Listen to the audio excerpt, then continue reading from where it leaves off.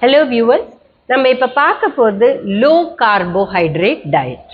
இப்போ நிறைய பேர் கேட்டால் நாங்கள் லோ கார்போஹைட்ரேட் டயட் இல்லை வெரி லோ கார்போஹைட்ரேட் டயட் நாங்கள் ஃபாலோ பண்ணுறோம், அதனால எங்களுக்கு வெயிட் ரிடக்ஷன் ஆயிடுச்சு, எங்களுக்கு கொலஸ்ட்ரால் லிப்பிட் இதெல்லாம் குறைஞ்சிடுச்சு, டயபெட்டிஸ் கூட நல்லா குறைஞ்சிடுச்சு, ரெமிஷனில் வந்துடுச்சு அப்படின்னு சொல்லுவாங்க. இப்போ லோ கார்போஹைட்ரேட் டயட்னா என்ன? ஃபஸ்ட்டு நம்ம நார்மல் உணவில் ஒரு 1500 கேலரி ஆவரேஜாக எல்லாருக்கும் தேவைப்படுது. இதில் 60% நம்ம கார்போஹைட்ரேட் மாவு சத்து உள்ள உணவை எடுத்தோம்னா நம்மளுக்கு கிட்டத்தட்ட 225 கிராம் கார்போஹைட்ரேட் ஒரு நாளைக்கு வருது. இப்போ லோ கார்போஹைட்ரேட்னா 60 to 80 கிராம்ஸ். வெரி லோ கார்போஹைட்ரேட்னா 30 கிராம். 225 எங்கே இருக்குது, 80 எங்கே இருக்குது, இல்லை 30 எங்கே இருக்குது? இது ஓவர் நைட் மாற முடியுமா? சில பேர் மாறுறாங்க, கொஞ்சம் ஃபாலோ பண்ணுறாங்க, இது ஒரு வீம்பு மாதிரி பண்ணிடுறாங்க.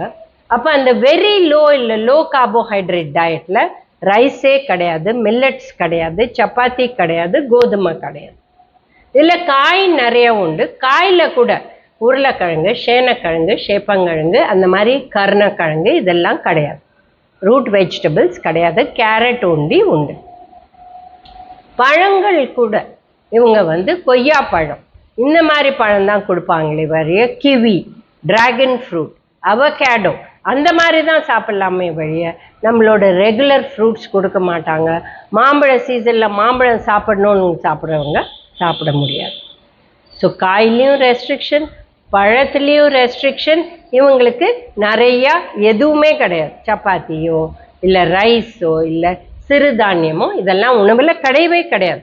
அதில் பண்ண இட்லியோ தோசையோ கூட கிடையாது, உப்புமா கிடையாது, எதுவுமே கிடையாது. இவங்க ஆமண்ட், வால்நட் இந்த மாதிரி இல்லை கொஞ்சம் இந்த வேர்க்கடலை இதிலெல்லாம் மாவு செஞ்சு அதுலேருந்து அவங்க சப்பாத்தி இல்லை தோசை அதுலேருந்து செஞ்சு சாப்பிட்றாங்க. இவங்களுக்கு பால் தயிர் கூட கிடையாது. ஏன்னா பாலுலேயும் 3-4 கிராம் உங்களுக்கு மாவு சத்து இருக்கு. அதனால பாலும் கிடையாது, தயிரும் கிடையாது, இந்த எந்த ஐட்டமும் கிடையாது. இவங்க மெயின் டயட்டில் எண்ணெய் உண்டு, ஆலிவ் ஆயில் உண்டு, தேங்காய் எண்ணெய் உண்டு, மற்ற எந்த எண்ணெயாக இருந்தாலும் யூஸ் பண்ணலாம்.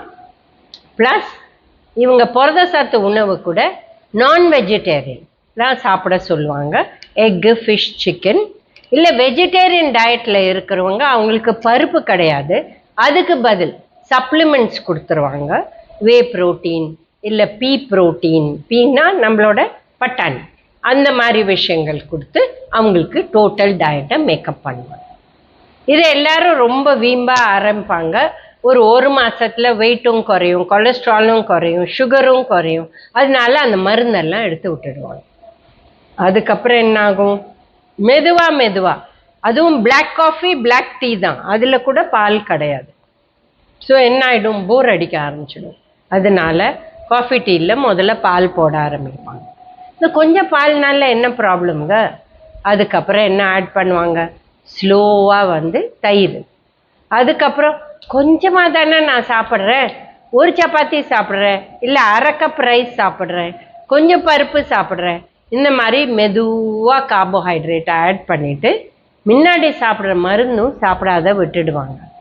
இதனால பல பிரச்சனைகள் வருது. திடீர்னு அவங்க சுகர்ஸ் கண்ட்ரோலுக்கு வந்தது, ரெமிஷனில் போனாங்க. ஆனால் அப்போ இருந்தது இந்த 30, 40 இல்லை 80 கிராம் கார்போஹைட்ரேட் டயட். அதை மெதுவாக ஜாஸ்தி பண்ணி இவங்க பழையபடி 175 இல்லை 200 கிராம் கார்போஹைட்ரேட் எடுக்க ஆரம்பிச்சிட்டாங்கன்னா இவங்களுக்கு சுகரும் ஏறிடும் அண்ட் ட்ரைக்ளிசரைட் ஏறக்கூடிய வாய்ப்பு இருக்குது. அதனால இது சீட் டேன்னு சொல்லிட்டு சாட்டர்டே சண்டே 2 நாளும் என்ன வேணுமோ சாப்பிடுவாங்க. அதில் மைதா ஐட்டம், கார்ன்ஃப்ளவர் இதெல்லாம் கூட வரக்கூடிய வாய்ப்பு இருக்குது. அதனால லோ கார்போஹைட்ரேட் டயட் உங்களுக்கு ஃபாலோ பண்ணணும்னா பார்த்து ஃபாலோ பண்ணுங்கள். டெஃபினட்டாக ஒரு டாக்டர் ப்ளஸ் டயட்டிஷியன்ஸ் ஹெல்ப் எடுத்து தான் நீங்கள் பண்ணணும். அதை மாற்ற போகிறீங்கன்னா நீங்கள் டெஃபினட்டாக அவங்கக்கிட்ட சொல்லணும். ஏன்னா அப்போ எடுத்த மருந்தை திருப்பி நீங்கள் எடுக்க வேண்டி வரலாம். ஸோ ஹெல்த்து தான் முக்கியங்க. நாங்கள் இதை பண்ணுறோம் அதை பண்ணுறோம் நாங்கள் வெயிட்டை குறைக்கிறோம் அப்படின்னு சொல்லிட்டு வெயிட்டை குறைச்சிட்டு திருப்பி பழையபடி சாப்பிட்டுட்டு வெயிட் போடுறதுல பிரயோஜனமே இல்லை. ஸோ எது சஸ்டெயினபிள் உங்களுக்கு அதுதான் பார்க்கணுமே வழிய எல்லாம் உலகம் பூரா இதை ஃபாலோ பண்ணுறாங்க அதனால நாங்களும் ஃபாலோ பண்ணுறோன்னா இது வேலைக்காகாது.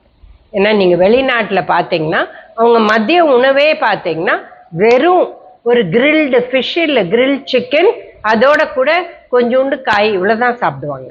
நம்மளால அப்படி சாப்பிட முடியுமா? ஸோ நம்ம நாட்டு விதத்துக்கு எது வந்து ஃபிட் ஆகுமோ உங்களோட ஹெல்த் உங்களோட ஃபேமிலிக்கு எது ஃபிட் ஆகுமோ அதை தான் நம்ம செய்யணுமே வழிய ஏதோ ஒரு வீமில் ஆரம்பிச்சுட்டு அப்புறம் அதை கம்ப்ளீட்டாக விட்டுட்டா இது ஹெல்த்து வராது. ஏன்னா அதை விட்டுட்டா முன்னாடி ஆரம்பிச்சதுக்கு முன்னாடி இருந்த ஹெல்த்தை விட மோசமாக போகக்கூடாது, காம்ப்ளிகேஷன்ஸ்லாம் ஜாஸ்தி பண்ணிக்கூடாது.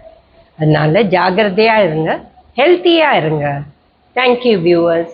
Please like, share and subscribe our channel.